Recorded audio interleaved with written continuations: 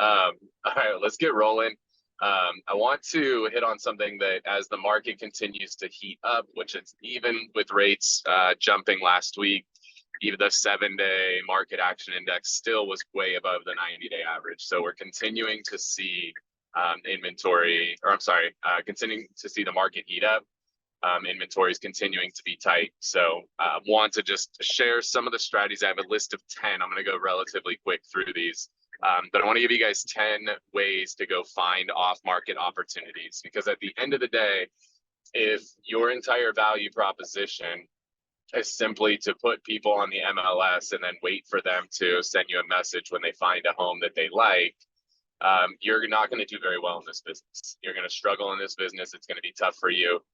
You're not going to make the kind of money that you want to make, if you make any money at all, if you even make it in this industry.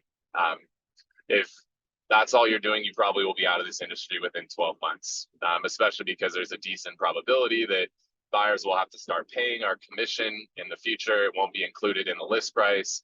And therefore, it's even more important that you have a strong value proposition on why should that buyer pay you as their agent versus the, I don't know, there's probably 100,000 agents in Southern California. So why should they work with you and pay you when there's 99,999 other agents out there that they could work with? So it's all about having a strong value proposition.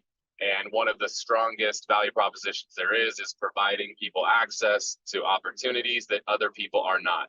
Because most agents are the agent who just sets up their client on an MLS search and then waits for the client to message them when they see something that they like. That's why 87% of agents fail, because that's all they do. They're fucking lazy. And being lazy is not going to help you succeed in this industry. So I'm going to give you 10. Number one, first and foremost, is Raven. Like, if you guys are not using Raven, you're just making a massive, massive mistake. And just to foreshadow, we actually have a new system that'll replace that in the near future. That's even better. It takes what Raven's built and adds on to it. But for now, Raven is the system of choice. You guys need to be on that. If you're not putting every buyer that you've met with into Raven, you're crazy. Like, you're making a huge mistake. Or alternatively, what I do is I just turn Raven on for everything in San Diego or everything in Riverside. And I just see all of them. I don't even set up specific searches for clients. I just set one general search up. I want to see every off-market opportunity. And then as those things come in, I look at Raven as kind of like the center in football, and I'm the quarterback. And so they're hiking the ball to me. I got the ball, and now I'm deciding, where do I want to hand that ball off to, or where do I want to throw that ball to? Which client, right? Which client is the fit for this particular property? Raven is a no-brainer. So every client you meet with, you're either putting them in there manually or just have Raven set up and just see everything. Sometimes it's better to see everything than to miss something. So you could easily just go in there and set a search up and have it notify you every day of all the new opportunities that come up that are off market. And then as you see those, think about which client is the fit for that property. And now you have a golden opportunity to reach out to them and offer them something that nobody else is offering them. Like, it's a massive opportunity. So if you guys are not leveraging Raven, I think you're making a massive, massive, massive, massive, massive mistake. There's a reason I constantly will comment back to you guys. Did you check Raven? Did you add them to Raven? Raven. You guys got to use this. If you're not bringing off-market opportunities to the table, you're doing it wrong. Number two, Withdrawn. So there's 3 different statuses. Effectively, you should be going after all 3 of these statuses, but there's Withdrawn, there's Expired, and there's Canceled. I want to make sure I clarify the difference between all 3 of those, because all 3 of those are opportunities. Withdrawn means that there's still a valid listing agreement in place. That property was temporarily pulled from the market for whatever reason. Maybe the people are going to be out of town for a while. Maybe they have company in town. Maybe they're sick. Maybe the house wasn't selling, so they're going to make some improvements to it and bring it back to the market. Maybe, I don't care why, but it means there's a valid listing agreement in place and it's slated to come back to the market. So the thing here is nobody's searching for withdrawals. Everybody is simply searching for actives. Nobody searches for withdrawals. Withdrawals are an untapped gold mine, because these are properties that somebody signed a listing agreement to sell their home.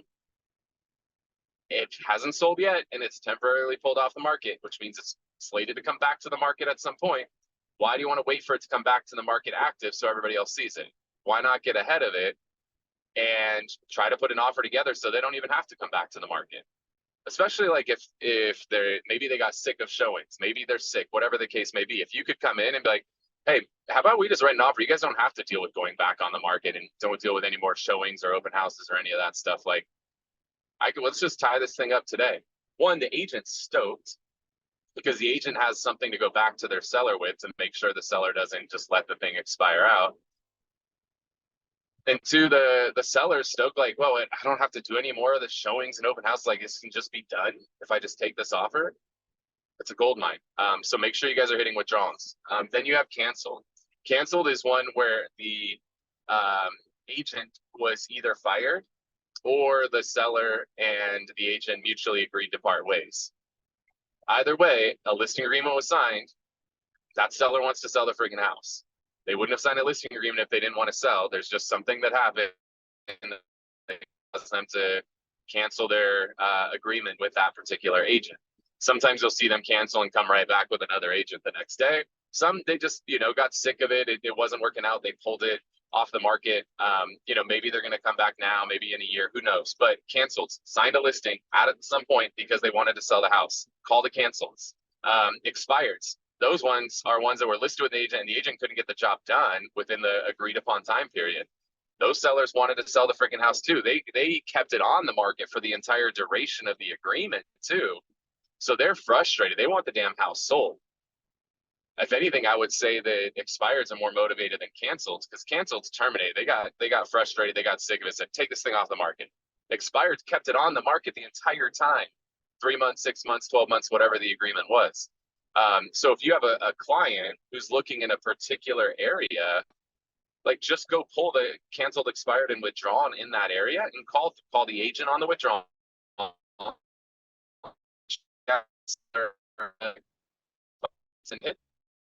Your audio's chopping, Kyle. Okay. Go video. These damn military base. I don't know what it is about that. All right. Hopefully this is better.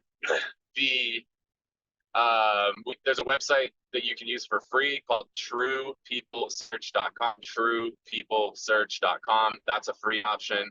There's also paid options out there, been verified, and Tellius. There's a variety of other paid ones out there that can help you find that information. But True People Search is a free option. So you could try to find it by address. You could try to find it by the seller's name. There's a variety of ways you can try to find that information. So expires, canceled. Next up, Caravans. So Caravans are where brokers go every week and they pitch new listings that they have. One of the sections that they have at most Caravans is a haves and wants section. So you can stand up during that wants section and say, I have a client looking for a 4.2 in Scripps Ranch under $2 million with a pool. And you could go to the Scripps Ranch Caravan and put it out there and tell all the brokers in that area that you got a buyer looking for that. And guess what? All the agents who are at the Scripps Ranch Caravan focus on Scripps Ranch. They might have something in their pocket and they'll call you and tell you, hey, I actually have something that might be a fit for your client. So Caravans are a gold mine. If you guys have never been to a Caravan before, you need to go to at least one. So you see what a Caravan is. But if I got a buyer who I know is motivated and ready to go, I'm going to whatever the applicable Caravan is for that client. Next up, call all the agents who have sold properties in the particular area your client is looking. So if I got a client who's looking for a 4.2 in Scripps Ranch, I'm going to go find all the properties that are similar to that have sold recently. And I'm going to call both agents, listing agent and selling agent. And I'm just going to say, hey, I saw you sold a property in Scripps Ranch recently. I got a buyer looking for a 4.2 with a pool in the area under $2 million. I just figure since you've sold something in the area, you might have some other clients in the area. You got anybody with something similar to that might be looking to sell? When you're a listing agent, you get calls from sellers in the area that potentially have a property to sell. So reach out to those agents. It's like that's an untapped gold mine. Then the next three, I would do these in order. If I got a client who wants a 4.2 under $2 million in Scripps Ranch, like, I'm going to build a marketing campaign around that. And there's three ways to hit them. If you have any sort of a budget, I would send them a mail piece, and I would send them a mail piece that's could look it up. I think we probably have it called Yikes inside Trainual if you want an example of it. It's a letter written from the client. It's like, hey, we're the Smith family. You know, we have 2 little boys. They play Little League here in Scripps Ranch. And, you know, we want to find a home here. We've outgrown our condo, and your home, you know, checks a lot of the boxes of what we're looking for. If you be interested in selling your home, call our realtor Kyle at 555-1212, right? Like, you send a letter, then you door knock, same letter, you deliver the letter. If you don't have the budget to mail the letter, then you simply just deliver the letter at the door, and then you follow it up with a phone call. And if you guys want to just call like a general area, we have the Cole Realty resource, COLE, Cole. We got that subscription fixed. So you can go into Cole, you pay nothing for Cole, and you could put a pin on a map and draw a circle around it, a quarter mile, half mile, mile, whatever, pull in all the names, phone numbers, and addresses of everybody. And then you could call through that list. So I like it in order, door knock, I'm sorry, mail. Then you follow up with a door knock. That way, when you door knock, it's like, hey, Kyle, I want to follow up. I mailed a letter out to you guys, right? It makes it easier when you open your door knock. Then you door knock, you leave a piece behind so that when you call, now you're calling, you're saying, hey, I stopped by your house. I left a letter. I've got some clients, the Smiths, they're looking for a 4-2, right? Like, so in that order, mail, door knock, call. And then the last thing, social post. Like, just post out there, put it out into the world. Hey, I have a client who's looking for a 4-2 in Scripps Ranch with a pool under $2 million. If you own such a home, or you have a client who's looking to sell such a home, DM me, call me, text me, email me, carrier pigeon me. I don't care.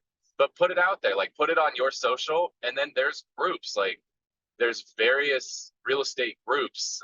There's literally off-market groups on Facebook. Like, go into these groups and put those posts into those groups where there's a ton of other realtors, and tell all the realtors what it is that you got a client looking for. So if you guys could just take those 10 things, I'll share this list in Slack when we're done.